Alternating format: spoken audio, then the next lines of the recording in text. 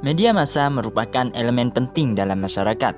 Media merupakan sistem saraf pusat dari Amerika Serikat, rantai informasi penting yang varietas atau jenisnya tanpa jeda. Media membantu untuk menjaga informasi dan memberikan hiburan, membentuk pendapat tentang berbagai isu, survei lingkungan, mengirimkan budaya, serta membantu ekonomi dengan mempromosikan barang dan jasa di dalamnya. Media juga membantu mendidik dan bersosialisasi dengan beragam populasi. Tapi media massa bukan saluran langsung pada kesatuan sosial, meskipun banyak dari mereka terlihat atau terdengar sama dan mencakup topik yang sama.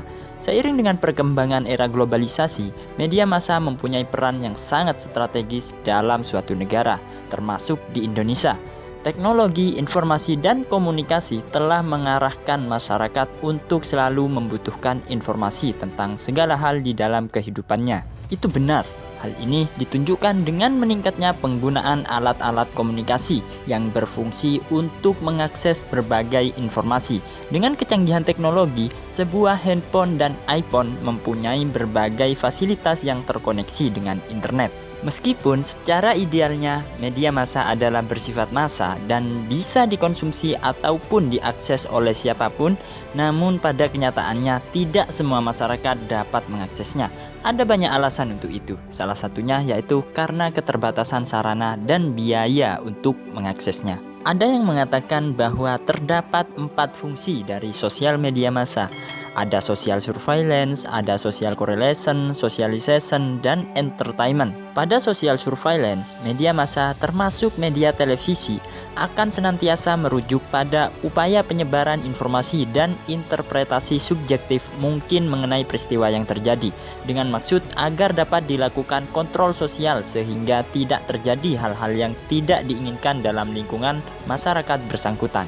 Dan social correlation. Dengan fungsi korelasi sosial tersebut akan terjadi upaya penyebaran informasi yang dapat menghubungkan satu kelompok sosial dengan kelompok sosial lainnya. Begitupun antara pandangan-pandangan yang berbeda agar tercapai konsensus sosial. Untuk socialization, media massa selalu merujuk pada upaya pewarisan nilai-nilai luhur dari satu generasi ke generasi selanjutnya atau dari satu kelompok ke kelompok lainnya. Dan yang terakhir yaitu entertainment. Agar tidak membosankan, sudah tentu media massa perlu juga menyajikan hiburan kepada khalayaknya.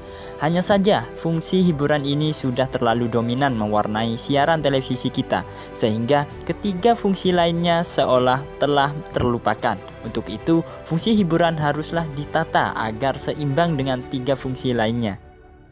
Sahabat, sebagaimana kita ketahui, di zaman informasi datang begitu deras, di mana kita belum sempat mengolah informasi sebelumnya secara sadar, informasi lainnya sudah membanjiri diri kita.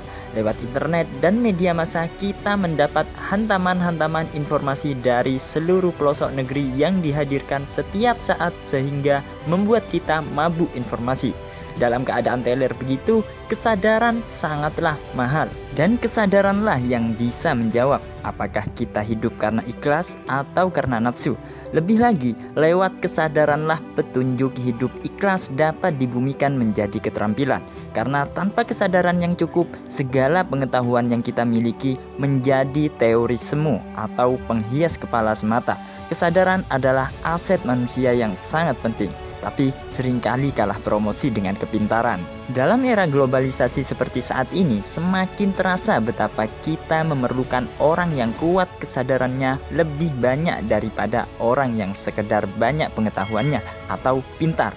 Kesadaran akan keterbatasan miliknya, juga kesadaran benar-benar merasakan kesempurnaan yang menjadi fitrahnya.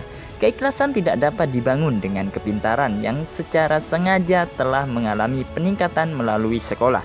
Keikhlasan dapat diakses melalui kesadaran akan kekuatan ikhlas yang begitu dahsyat manfaatnya bagi hidup kita. Lalu bagaimana atau apa sih kesadaran itu?